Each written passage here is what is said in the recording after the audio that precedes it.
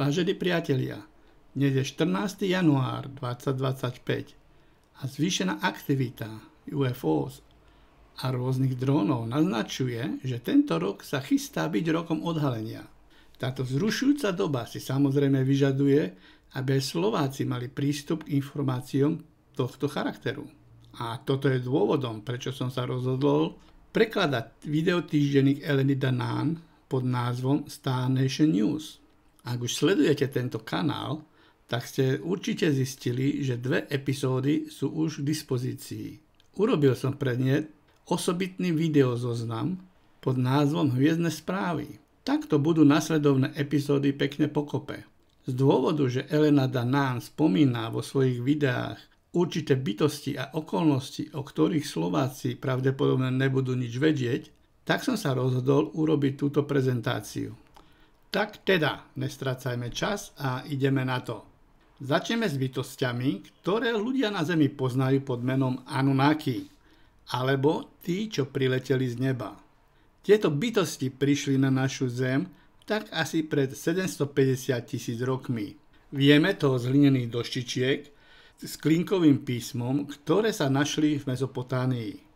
Ale na to, aby sme dobre pochopili tento kontext, musíme nahliadnúť hĺbšie do histórie našej planéty a najskôr predstaviť bytosti, ktoré sa nazývajú Seeders, alebo osievači. Kto boli tieto bytosti? Osievači je kolektív 22 veľmi pokročilých bytostí, ktorí cestujú vesmírom a ak nájdu taký planetárny systém, ktorý dokáže podporiť život, tak tam zasejú semeno života a potom pozorujú, ako sa to bude vyvíjať. Sú tak spirituálne a technicky vyspelí, že boli jednoducho považovaní za božstvo. Samozrejme, že tam nečakajú bilióny rokov, než sa z nejakej baktérie vytvorí buňka alebo jednoduchý organizmus, ale periodicky prichádzajú kontrolovať progres toho svojho pokusu. Ak zistia, že sa organizmus dostatočne vyvinul, tak potom ho začnú geneticky upravovať do žiaducej podoby. Každý jeden z osievačov prispel svojim genetickým materiálom, aby zdokonalili toto svoje stvorenie. Keď Anunnaki pristáli na našej planéte, tak tu už našli primitívneho pozemšťana, ktorý bol geneticky obohatený osievačmi. Takže žiaden z Anunnakov nestvoril človeka, ako sme sa to domnievali, ale ho iba geneticky upravil. Ale odkiaľ pochádzajú títo hviezdni cestovatelia? Elena Danaan píše vo svojich knihách, že prileteli k nám z inej galaxie, z ríše volanej Anach. Domovou tejto ríše je planéta Nibiru a jej vládca bol a aj je doteraz král Anu. Tento král mal syna, ktorého pomenoval Ea.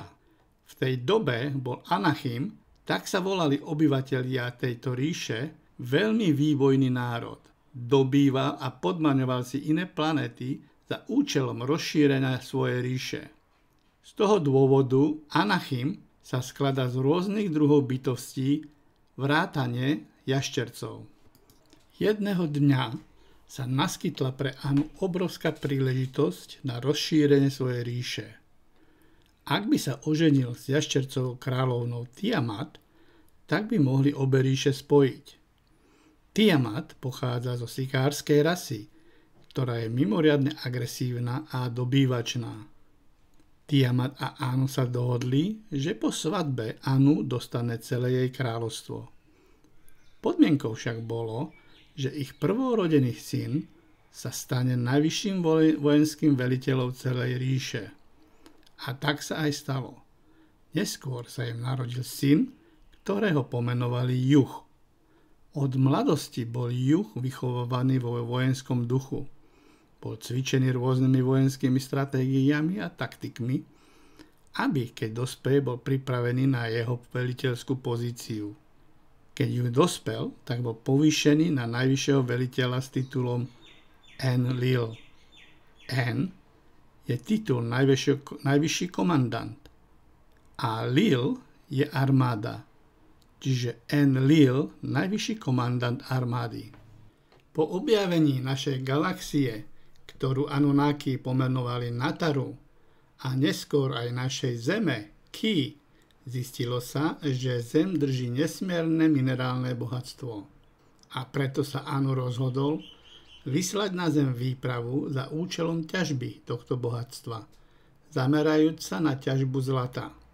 A tak si dal zavolať svojho prvého syna, princa Iu, a poveril ho touto výpravou. Dal mu plnú moc nad našou planetou a urobil ho najvyšším veliteľom Zeme, ktorú volali Ki. Takže princ Ia nadobudol titul Enki, čiže najvyšší veliteľ Zemi. Na ochranu tejto výpravy bol poverený juh. Keď sa Anunnaki stretli s primitívnymi domorodcami Zeme, tak neprejavovali o nich žiaden záujem. Domorodci boli síce geneticky upravení, ale tie ich supergény, ktoré dostali od osievačov, čakali na pozvolnú prírodnú aktiváciu. Osievači totiž chceli sledovať, ako sa budú títo ľudia rozvíjať a vytvárať civilizáciu. Avšak po niekoľkých rokoch dolovania začala sa robotnícka trieda Anunnákov búriť a odmietať pracovať, pretože mali veľmi ťažké podmienky. Pretože na Zemi je iná príťažlivosť, na ktorú boli zvyknutí, a aj zloženie vzduchu je iné, toto im veľmi sťažovalo ich prácu.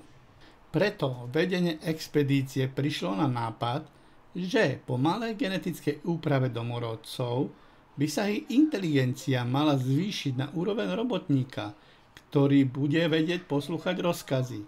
Tým pádom by sa problém vyriešil, lebo by tým získali neobmedzené množstvo otrokov. Táto úloha bola zadaná princovi Ia, pretože on bol vedec zaoberajúci sa s genetikou. Lenže, keď Ia urobil genetickú mapu domorodcov, tak našiel v nich 22 rozdielnych mimozemských supergénov.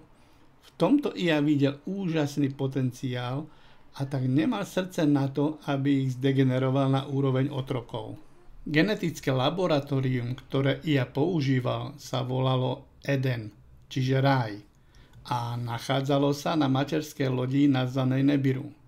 Áno, Ia pomenoval svoju loď podľa svojej rodnej planéty.